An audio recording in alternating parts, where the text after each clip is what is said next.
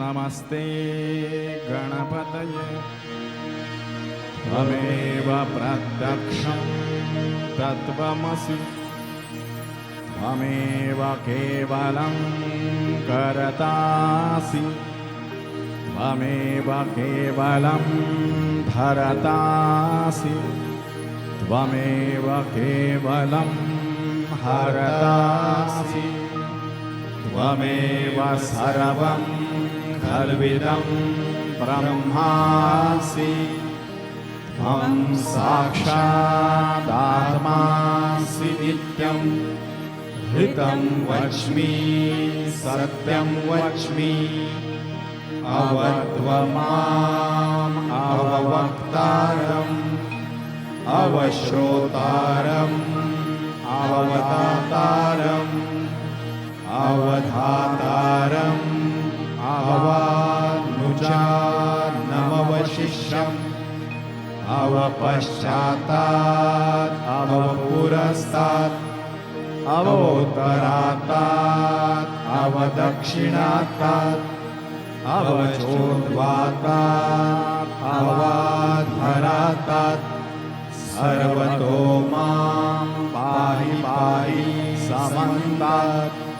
त्वं वाङ्मयस्त्वं चिन्मयः त्वम् आनन्दमयस्त्वं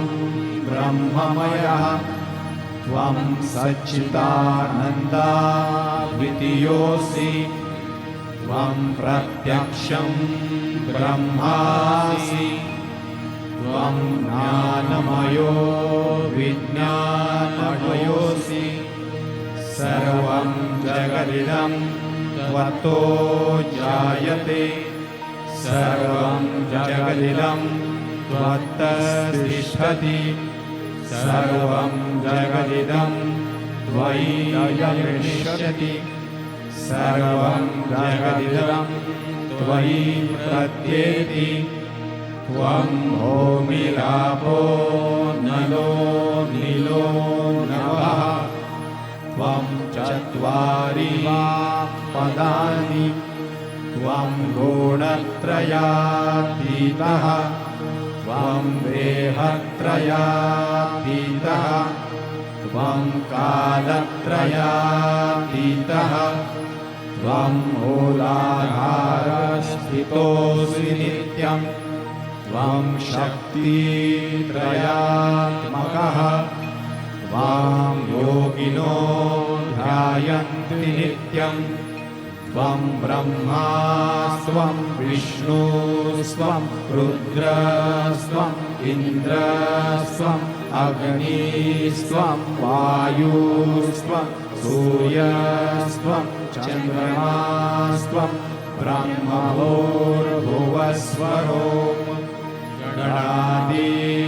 पूर्वमुच्चार्य वर्णादि तदनन्तरम् अनुस्वारा परतरः अर्धेन्दुलसितं तारेण रुद्धम् एतत्तव मनुस्वरूपं ककारपूर्वरूपम् अकारवो मध्यमरूपम् अनुस्वारः शान्त्यरूपम् बिन्दुरुत्तररूपम्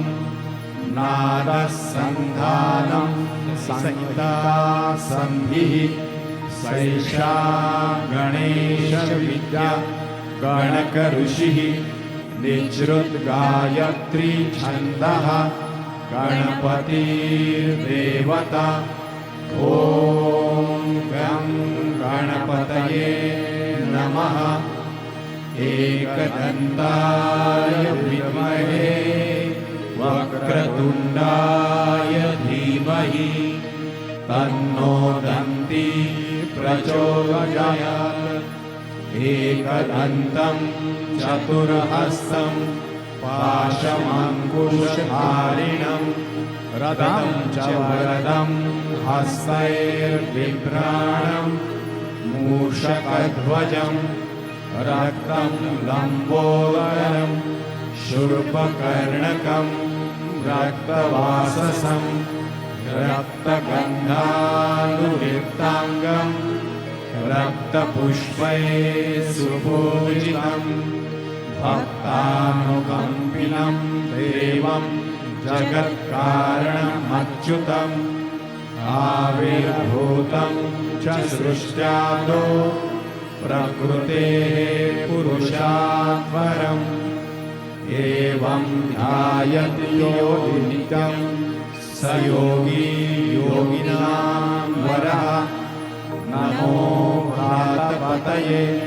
नमो गणपतये नमः प्रमथपतये नमस्ते अस्तु लम्बोदरायैकदन्ताय विघ्ननाशिने शिवसुताय श्रीवरदमूर्तये नमो नमः। साक्षात् श्री आदिशक्ति माताजी श्री निर्मला देव्यै नमो